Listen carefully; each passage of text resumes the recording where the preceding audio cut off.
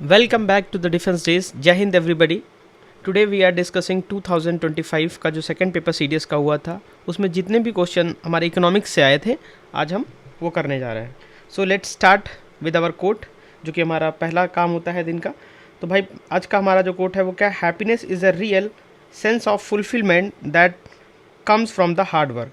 जब भी आप हार्ड वर्क करते हो और जो आपको उससे हैप्पीनेस होती है, वही एक सेंस ऑफ फुलफिलमेंट है, आपका फुलफिलमेंट की तरह वो काम करता है हैप्पीनेस। तो ये हमारा आज का कोट है और यहाँ से हम शुरू करते हैं, फर्स्ट क्वेश्चन की तरफ चलते हैं। फर्स्ट पहला ही question, most repeated PYQ theme जो हमारी है वो क्या है? डिफरेंट काइंड ऑफ फर्म्स, जो हमारे फर्म्स होते हैं मार्केट में, उनके बारे में पूछा गया। तो यहाँ पे पूछा गया है नॉट करेक्टली मैच्ड। इसको अगेन मैं बोलूँगा, नॉट वाला जो होता है भाई उसको हमें अंडरलाइन कर लेना है, सो दैट हम जब भी क्वेश्चन कर रहे हो तो हमें याद रहे कि नॉट है या करेक्टली मैच पूछा है। नॉट पूछा है उसने हमसे, तो फर्स्ट क्या है? ओलिगोपोली फर्म जो है वो क्या है? Interdependence in a decision making. बिल्कुल, ओलिगोपोली जो होता है वो डिसीजन में इंटर डिपेंडेंट होता है। जैसे ओलिगो, ओ लगा हुआ है, जब ओलिगो आ गया मतलब क्या? जहाँ पे दो मार्केट में दो बड़े प्लेयर हों। जैसे कि अगर ओलिगोपोली की आप देखेंगे एग्जाम्पल कौन से हैं, तो आज की डेट में भाई आप देखते हैं जो हमारी टेलीकॉम सर्विसेज हैं, ऑपरेटर वो कौन है? जियो है या एयरटेल है। दो ही मार्केट में प्लेयर है। मार्केट में जियो जब रेट बढ़ाएगा तो उसके साथ ही एयरटेल को भी बढ़ाना पड़ेगा, तो वो इंटरडिपेंडेंट डिसीजन मेकिंग है। बिल्कुल सही है। दूसरा स्टेटमेंट दिया है, मोनोपोलिस्टिक फर्म जो है इज़ प्राइस सेटर। बिल्कुल भाई, ये लोग प्राइस सेटर होते हैं। मोनोपोलिस्टिक क्या होता है? मोनोपोलिस्टिक वो होता है जहाँ पे क्या होता है, एक जैसी मार्केट होती है, मार्केट में एक जैसी ब्रांड्स बहुत सारी होती हैं। जैसे सोप की है, सोप की कई सारी ब्रांड्स आपको देखने को मिल जाएंगी हमारे मार्केट में। जैसे डब हो गया, पियर्स हो गया, लाइफ बॉय हो गया। तो ये सारी क्या है तो सोप्स, लेकिन क्या है भाई, ये सारी की सारी सोप हैं लेकिन डिफरेंट कंपनी के द्वारा बनाई जा रही हैं। तो ये हो गया प्राइस सेटर, मतलब प्राइस सेटर है, मतलब एक दूसरे को देखकर ही प्राइस सेट करेंगे वो लोग। तीसरा जो है वो क्या है भाई हमारा? Monopoly firm. ये है produce an efficient level of output. नहीं, मोनोपोली में कभी भी एफिशिएंट लेवल ऑफ आउटपुट नहीं आ सकता। क्यों नहीं आ सकता है? उसका रीज़न है क्योंकि भाई मोनोपोली मतलब क्या होता है? जहाँ पर एक ही का अधिकार हो पूरी मार्केट के अंदर। अब वहाँ पे एफिशिएंट कैसे आएगा? एफिशिएंट हम कब होते हैं? जब हम मार्केट में किसी से कम्पीट कर रहे होते हैं, तभी एफिशिएंट हो सकते हैं। जैसे हम सीडीएस के लिए प्रिपेयर कर रहे हैं भाई, यहाँ पे एफिशिएंट आप होना पड़ेगा, तभी आपको सिलेक्शन मिलेगा। तो सिंपल सी बात है। तो मोनोपोली में कभी भी एफिशिएंट जो है आउटपुट नहीं हो सकता, इसलिए जो है इसका ऑप्शन सी है। चौथा जो हमारा वो दिया है, क्या स्टेटमेंट दिया है? परफेक्टली कम्पिटिटिव मार्केट जो है प्रोड्यूस सोशली ऑप्टिमम आउटपुट। बिल्कुल, सोशली ऑप्टिमम आउटपुट निकालता है कौन? जो परफेक्ट कंपटीशन होता है उसमें। जैसे परफेक्ट कंपटीशन का एग्जांपल क्या है? आपके सभी जो आपके डेली लाइफ जो वेजिटेबल वेंडर्स होते हैं, जो वेजिटेबल वेंडर्स होते हैं वो आपके किस में आते हैं?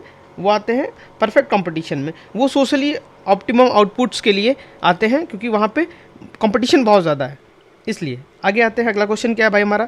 यूनियन बजट 2025 से। बजट से हमेशा याद रखिएगा क्वेश्चन बहुत सारे आते हैं। बजट बहुत इंपॉर्टेंट है, उसको आपको लेकर ही जाना है अपने साथ। ये ऐसा टूल है जो आपको 2 से 3 क्वेश्चन कराएगा ही कराएगा। तो अभी हम इसके ख़त्म होने के बाद ये पीवाईक्यू जो हमारे जो हम सब्जेक्ट वाइज चला रहे हैं, उसके बाद हम एक बजट का भी लेके आएंगे क्रिस्प, जिसमें हम टारगेट करेंगे जो क्वेश्चन पूछेंगे उसी के बेसिस पे हम बजट के इस साल के क्वेश्चंस को देखें। Union budget 2025 increase a sectoral cap of FDI 100% from the 74% से 100% कर दिया है। किस चीज़ में कर दिया भाई उसने? तो वो कर दिया है इंश्योरेंस में, इंश्योरेंस के अंदर कर दिया गया है। अच्छा, इससे पहले क्या है? टेलीकॉम में ऑलरेडी 100% है, पहले ही कर दिया गया था। पावर में भी 100% है ऑटोमेटिक रूप से। अभी तक डिफेंस में जो है वो क्या है?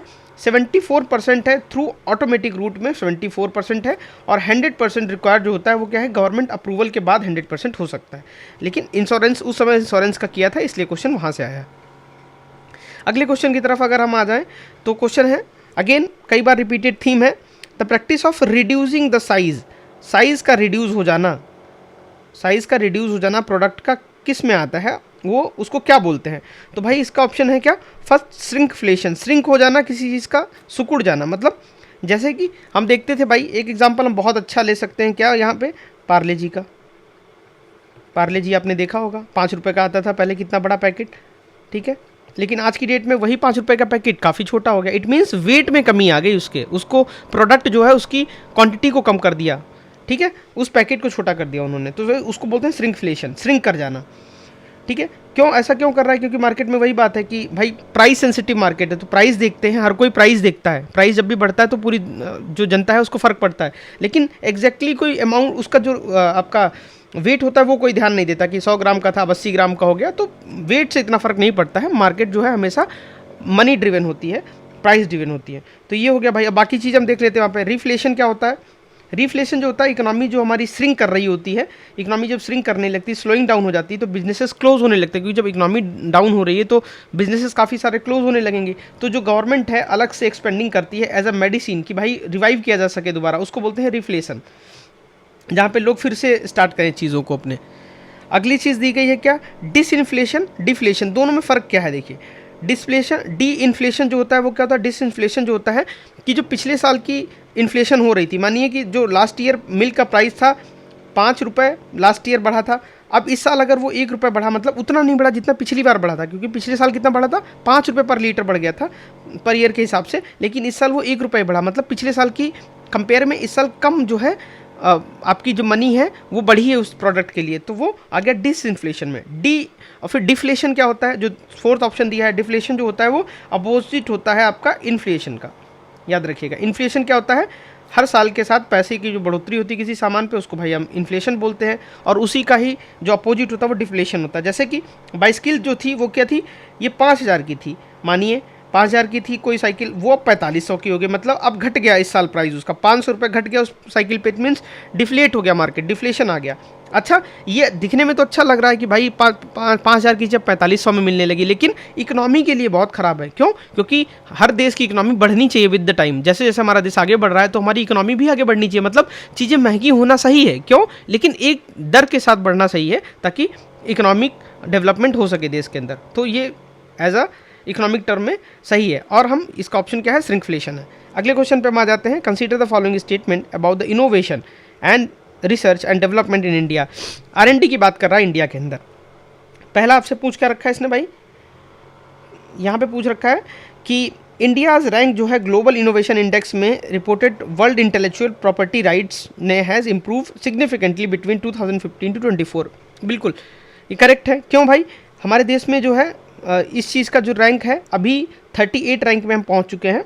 2026 में जो रिसेंटली आया है उसमें हम 38 रैंक में अभी हैं इनोवेशन में। अब मेन बात ये है कि भाई निकालता कौन है? World intellectual property right organization जो है, WIPO उसको बोलते हैं, ये निकालता है हमारा इनोवेशन इंडेक्स, ग्लोबल इंडेक्स जो निकालता है। हो सकता है कल को इसी से PYQ से बना ले क्वेश्चन अगला। Funding the research and development is a source of primary from private sectors entities and sectorally concentrated in the pharmaceutical and information technology. तो इंडिया के लिए ये बात सही नहीं है। R&D के लिए हम आज भी जो पैसा है वो सरकार ही मोस्टली उस चीज़ का एक्सपेंडिचर कर रही है। प्राइवेट सेक्टर्स अभी उतने ज़्यादा नहीं आए हैं बाहर जो R&D पे ख़त्म करें। जो आपके डेवलप्ड नेशन है वहाँ पे आप देखते हो जितने भी प्राइवेट प्लेयर्स होते हैं, जो आपके प्राइवेट एंटिटीज़ हैं वहाँ पे, लाइक एप्पल हो गया, टोयोटा हो गई, जो ये कंपनियाँ बड़ी बड़ी हैं, ये क्या करती हैं? R&D पे पैसा बहुत ख़त्म करती हैं। टोयोटा हो गया, ये जितनी बड़ी प्राइवेट कंपनियां, वहाँ R&D पे काफ़ी खर्च हो रहा है। तो ये ऑप्शन जो स्टेटमेंट 2 है वो रॉन्ग है। तो इसका ऑप्शन क्या होगा भाई हमारा? ओनली 1, मतलब A option is right for this question. Next question पे आ जाते हैं। क्या है?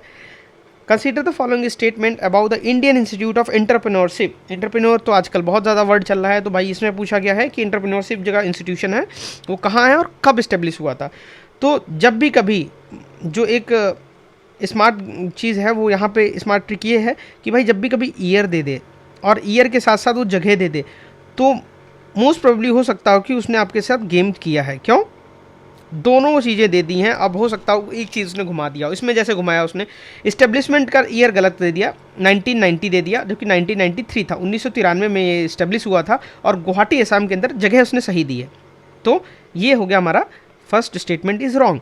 सेकंड दिया है, देखिए एम हमने बात की थी, एम तो लगभग वो सही देता है, क्योंकि एम में उसको काफ़ी बड़ा कुछ लिखना पड़ रहा है, तो वो इतना बड़ा स्टेटमेंट गलत नहीं करेगा। तो एम जो है इंस्टीट्यूट ऑफ प्रोवाइडिंग ट्रेनिंग करा रहे हैं, रिसर्च करा रहे हैं, कंसल्टिंग एक्टिविटीज़ करा रहे हैं फॉर वो भी MSME, जो कि इंडिया का अभी बूमिंग सेक्टर है, उसके बारे में बात कर रहा। तो ऑप्शन बी इज़ राइट। अगला चलते हैं भाई। क्वेश्चन क्या है भाई हमारा? Union government expenditure on revenue account and effective capital expenditure में बात की गई है। अब आ जाते हैं, पूछा गया effective capital expenditure as percentage of GDP has increase 2020 से 21 से जो है 2023-24 में बढ़ा है। बिल्कुल भाई बढ़ेगा ही, आपका जो क्या है एक्सपेंडिचर जो है कैपिटल एक्सपेंडिचर बढ़ेगा, क्योंकि चीज़ें इंफ्रास्ट्रक्चर बनेंगी, चीज़ें बढ़ेंगी कंट्री की तरफ से, जैसे बिल्डिंग हो गई, रोड्स हैं, रेलवेज़ हैं, नए नए चीज़ें बढ़ेंगी, मतलब एक्सपेंडिचर होगा, कैपिटल का एक्सपेंडिचर करेगी सरकार, वो तो आप लगभग हर साल बढ़ेगा ही बढ़ेगा। दूसरा दिया है एक्सपेंडिचर ऑन रेवेन्यू, वहाँ पे कैपिटल की बात कर रहा था, यहाँ पे क्या है भाई एक्सपेंडिचर और revenue account as percentage of GDP has increase from 2020-21 to 2023-24। ऐसा नहीं होगा भाई, जो यहाँ पे लिखा है इंक्रीज, क्या यहाँ पे लिखा हुआ है, जो हमारे रेवेन्यू एक्सपेंडिचर होता है उसके अंदर आता क्या क्या है हमारा, मेनली आती है सैलरीज हो गई, इंटरेस्ट हो गए, और आपकी जो सब्सिडीज सरकार देती है अलग अलग चीज़ों की कंट्री के अंदर, उन चीज़ों की बात कर रहा है कि वो बढ़ गई हैं, वो बढ़ी नहीं है, वो क्या हो गई हैं, टारगेटेड है, उनका रिडक्शन हो रहा है, स्टेबलाइजेशन किया गया है। परसेंटेज टू जीडीपी वैसे तो बढ़ी है, लेकिन हमारी जीडीपी की भी तो जो जीडीपी है वो भी बढ़ी है, उसकी अगर आप उसमें तुलना में देखें जीडीपी के हिसाब से बढ़ी नहीं है, स्टेबलाइज रखी गई है, या उसको एक सही ढंग से चैनलाइज किया गया है। तो ये ऑप्शन हमारा रॉन्ग हो गया है यहाँ पे भाई। तो ऑप्शन जो ए है, it means answer A is right here. अगला क्वेश्चन आते हैं, which of the following statement जो है क्या, district as export hub, districts as a export hub जिसको DEH बोला जाता है, नॉट करेक्ट। देखिए फिर नॉट आ गया, याद रखिएगा, DEH के बारे में पूछा गया, नॉट करेक्ट, सही नहीं है। DH लॉन्च इन अगस्त 2019, बिल्कुल लॉन्च किया गया। एम क्या है, DEH is boost export only selected district of a country. ये देखिए एम हमने बोला था सही देता है, सही दिया है, एम उसने सही दिया, लेकिन एक शब्द उसमें क्या लिख दिया उसने, ओनली, ओनली जैसे शब्द को डाल के वहाँ पे गलत कर दिया। India's foreign trade policy 2023 reiterated of the role of DEH, ये भी सही है, लेकिन दूसरा एम यहाँ पे देखिए दो एम दे दिए। डी में क्या एम दिया है, DEH aim to promote export by providing financial inclusion and facilitating logistics and infrastructure supports. तो आपको बी और डी में क्या सही लग रहा है ज़्यादा देखने में, अगर हम देखें तो डी हमको ज़्यादा सूटेबल लग रहा है, क्योंकि इसमें पॉजिटिव बात कहेगी, वहाँ पे ओनली लगा के बोल दिया कि ओनली सेलेक्टेड डिस्ट्रिक्ट्स के लिए बात करती है DEH, लेकिन ऐसा नहीं है भाई, भेदभाव क्यों करेंगे हम किसी डिस्ट्रिक्ट में, जहाँ पे भी एक्सपोर्ट के एवेन्यूज़ होंगे उसको हम एक्सप्लोर करेंगे। तो आंसर नॉट जो है वो क्या है भाई, हमारा सेकेंड ऑप्शन है गलत यहाँ पे। अगले हम क्वेश्चन पे आ जाते हैं, दिया हुआ है, consider the following statement regarding the annual periodic labour survey, जिसको हम PLFS बोलते हैं, रिपोर्ट 2024-23 की बाद में, जो कि कौन निकालता है। हो सकता है अगली बार आपसे पूछा जाए कि annual periodic labour force survey कौन निकालता है, वो है आपकी नेशनल स्टैटिस्टिकल ऑर्गेनाइजेशन NSO निकालती है। और NSO का जो हेडक्वार्टर है वो कहाँ है, हेडक्वार्टर याद रखिएगा, हेडक्वार्टर है आपका कोलकाता में, कोलकाता बंगाल में, वेस्ट बंगाल में, कोलकाता में। पूछा गया है, the agriculture sector remain dominant in employment with its sharing rising from 44% to 46% 2023-24 में। बिल्कुल ये सही है, एग्रीकल्चर सेक्टर अभी भी डोमिनेंट है भाई एम्प्लॉयमेंट में, जहां राइजिंग 44% से 46% की तरफ बढ़ा है। The share of female worker in agriculture has increase during the 2017 to 2023। अगर हम 2017 के बाद 2023 में बात करें तो फीमेल वर्कर एग्रीकल्चर्स में बढ़ी हैं, बिल्कुल बढ़ी हैं भाई। इसका हमें कैसे देखने को मिलता है, अगर हम कॉमन अपने आसपास भी देखें तो जो हमारा रूरल बैकग्राउंड है, रूरल सोसाइटी की बात करें तो वहाँ पे मेल्स मोस्टली क्या करते हैं, they migrate to the bigger cities, बड़े शहर में आ जाते हैं कमाने के लिए, फैक्ट्रीज़ हैं, different kind of jobs are there, तो वहाँ काम करने आ जाते हैं। तो उससे क्या हो रहा है, जो फीमेल्स रह जा रही हैं रूरल में, वो क्या कर रही हैं, वो पार्टिसिपेट कर रही हैं ज़्यादातर कहाँ पे जाके, एग्रीकल्चर वर्कर्स में, एग्रीकल्चर लेबर बन रही हैं। तो वो चीज़ वहाँ पे आप कॉमन अंडरस्टैंडिंग से भी समझ सकते हो कि भाई ये सही होगा। तो भाई हमारा ऑप्शन क्या है इसमें, C option is right, both 1 and 2। Which of the following is a good static to the evaluate where economy stand in a financial circle. अच्छा, क्या ऐसा इसमें दिया गया है जिससे हम पता लगा सकते हैं कोई इकोनॉमी जो फाइनेंशियल साइकिल में देखा जाए वो अपनी सही जगह पे खड़ी है। तो अगर हम बात करें क्या भाई, जो आंसर है इसका वो है D, option D, credit to GDP ratio. ये कैसे पता करता है कि भाई सही है, the financial cycle is about the boom and bust, कितनी तेज़ी से वो बूम करती है, कितनी तेज़ी से वो बस्ट करती है, इस पर डिपेंड करती है, of a bust of a डेप्ट, कि भाई क्या उस देश को उतना पैसा डेप्थ में वो दे रहे हैं नहीं दे रहे हैं, जो कि हम निकालते हैं किससे, क्रेडिट मतलब क्या होता है, loan. Credit to GDP ratio has shown that how much depth the private sector is taking compare to the size of economy. Private sector कितना लोन ले रहा है। A very high ratio often signals the bubble is forming, making it the best tool to track the cycle। अब जितना ज़्यादा आप loan लेगी जो प्राइवेट सेक्टर्स है हमारे, बैंक से भी, चीज़ों से भी, जहाँ से भी लोन मिल रहा है, तो इट मीन्स ये दिखाता है क्या है, बूमिंग है, हमारा बबल बन रहा है और हो सकता है वो कल को फटे, तो जिससे क्या है हमें देखने को मिलती है हेल्थ ऑफ इकोनॉमी की, उस इकोनॉमी की हेल्थ कैसी है। ये थे हमारे 2025 के जो सेकंड पेपर में आए हुए इकोनॉमिक्स के क्वेश्चन थे। अब हम इसी में ही देखते हैं 2025 के फर्स्ट में पेपर में कितने क्वेश्चंस आए हैं वहाँ से, जो इकोनॉमी का पार्ट रहा है।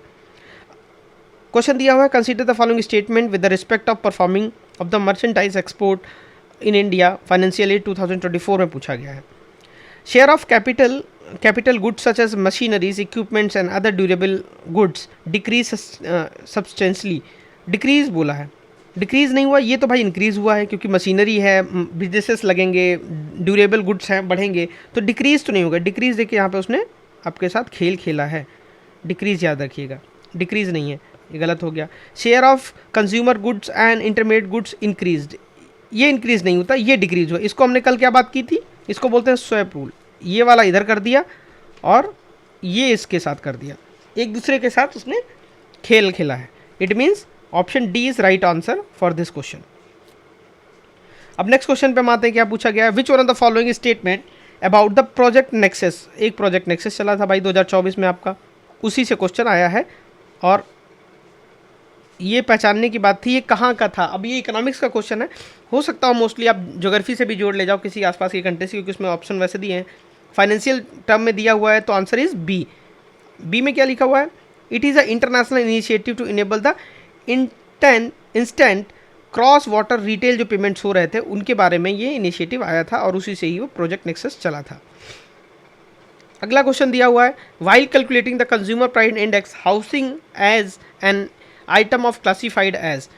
तो आपका हाउसिंग जो है, जो आप CPI हमने दो प्रकार के देखे हैं, एक होता है क्या CPI, दूसरा होता है WPI, होलसेल प्राइस इंडेक्स, ये होता है कंज्यूमर प्राइस इंडेक्स। तो आप कंज्यूमर प्राइस इंडेक्स जो होता है उसमें हाउसिंग आइटम जो होते हैं उनको हम क्या बोलते हैं भाई, वो हमारी कोर सर्विसेज है। वो कोर सर्विसेज क्यों है, जो भी चीज़ें कोर सर्विसेज में आती हैं वो क्या है आपकी इम्पोर्ट, जैसे कि जो आपकी हाउसिंग है, अगर हाउसिंग में मिलाएंगे तो अब क्या होगा, आपका रेंटिंग हो गया, इनपुट्स रेंटेड हो गए, हाउस ओनर्स को हम पैसे जो देंगे वो आपकी कोर सर्विसेज में आएंगी। Since you are not buying the physical product, आप वहाँ पे फिजिकल प्रोडक्ट्स नहीं खरीद लो, बट आप उसको क्या कर रहे हो, पेइंग कर रहे हो शेल्टर रहने के लिए वहाँ पे, तो वो क्या होगा आपका कोर में आएगा। और कोर क्यों आएगा, क्योंकि वो स्टेबल है और एसेंशियल पार्ट ऑफ इंडेक्स है, इसीलिए क्योंकि वो आपके इंडेक्स में काफ़ी क्रूशियल है।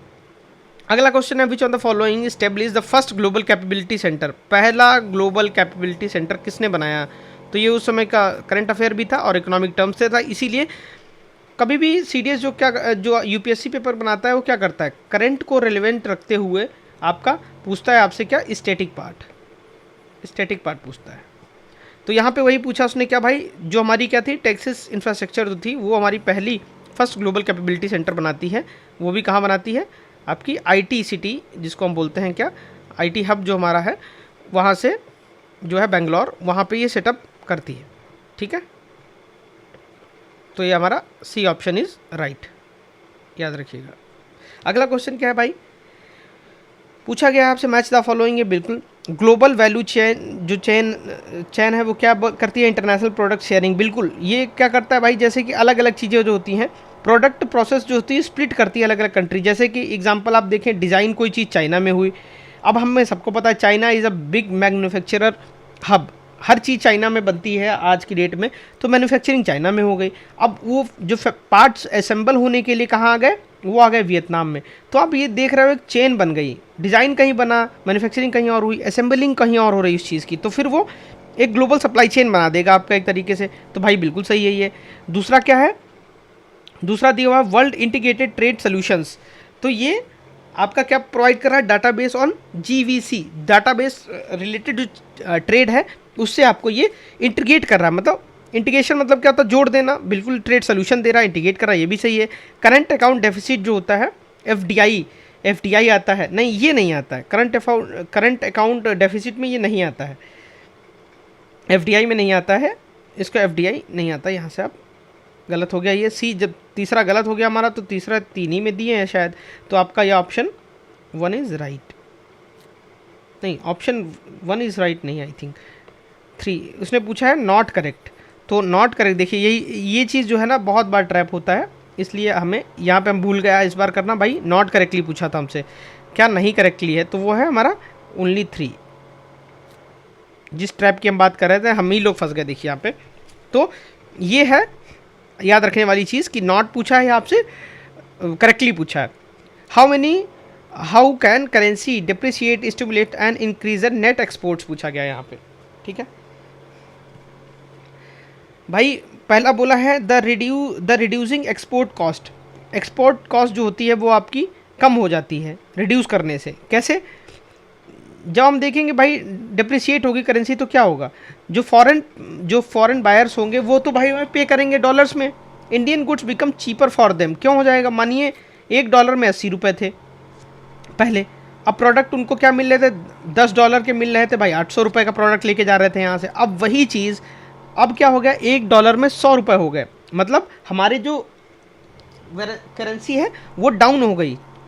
जैसे ही डाउन हुई करेंसी क्या होगी, अब वो 800 का जो प्रोडक्ट लेके जाएंगे यहाँ से, प्रोडक्ट सेम रुपीज़ में सेम लेके जा रहे हैं, लेकिन उनको अब डॉलर में $2 की कमी आ गई। देखो उनके $2 कम ख़त्म हो रहे हैं। कितने? $2 कम ख़त्म हो रहे हैं उनके, $2 कम हो रहे हैं, मतलब उनके लिए चीपर पड़ने लगी चीज़ें।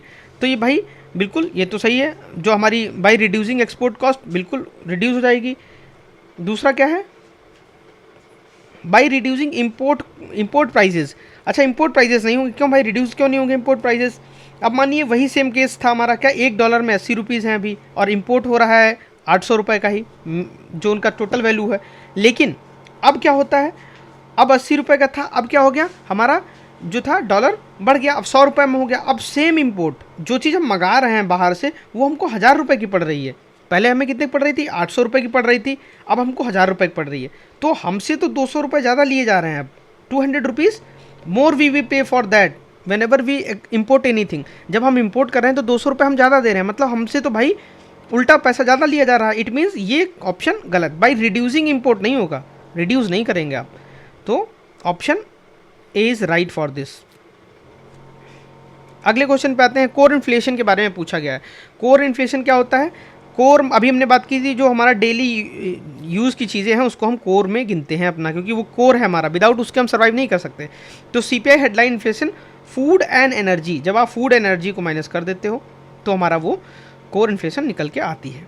याद रखिएगा CPI inflation food plus energy आपको माइनस करनी पड़ेगी CPI इन्फ्लेशन से, उसको फिर कोर इन्फ्लेशन बोलेंगे, वो कोर इन्फ्लेशन निकल के आएगी।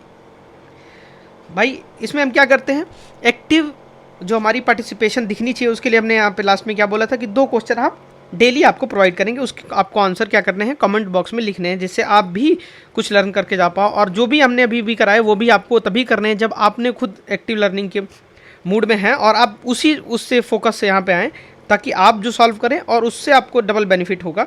तो पहला क्वेश्चन है भाई हमारा क्या, ज्योग्राफी से, सलाल पावर प्रोजेक्ट्स पूछा गया है, किस रिवर पे बना हुआ है, और इसके साथ साथ आपको बताना है किस स्टेट में भी है, स्टेट का नाम भी बताना है आपको। यहाँ पर आपको किस रिवर पे है और किस जगह पे है, प्लेस भी बताना है। दूसरा पूछा गया आपसे कहाँ पे भाई, विच ऑफ द कॉन्स्टिट्यूशन पूछा गया, पॉलिटी का क्वेश्चन है, यहाँ से पॉलिटी का क्वेश्चन पूछा है हमने, क्या GST कहाँ से आया है, किस अमेंडमेंट में। तो ये 2 क्वेश्चन है हमारे, आप यहाँ पे कमेंट बॉक्स में लिखिएगा, ठीक है। फिर हमारे PYQ जो हैं पूरे होल 6 ईयर्स के CDS के और 11 ईयर्स के हमारे NDA के, ये दोनों ऑलरेडी इस चैनल पे हैं, आप जाके वहाँ भी रिफ़र कर सकते हैं। आप अपने पूरे पेपर्स को लगाएं, एनालाइज करें और उसमें आप अपनी गलतियों को देखें और ये भी जानने की कोशिश करें कि क्वेश्चंस कैसे फ्रेम हो रहे हैं, आगे कैसे फ्रेम होंगे, वो भी आपका ही ड्यूटी है। No one can do for yourself because it is your aim, it is your duty. तो आपको अपने आप से फुलफ़िल करनी पड़ेगी। हाँ, आपको हम एज अ कैटलिस्ट काम कर सकते हैं, वो हम करते रहेंगे, ये वादा है आपसे। Thank you for the listening and defence days ऐसे वीडियोज़ आपके लिए लाता रहेगा, बशर्ते आप काम करने के इच्छुक हों तो आप अपनी मंजिल को ज़रूर पाएंगे।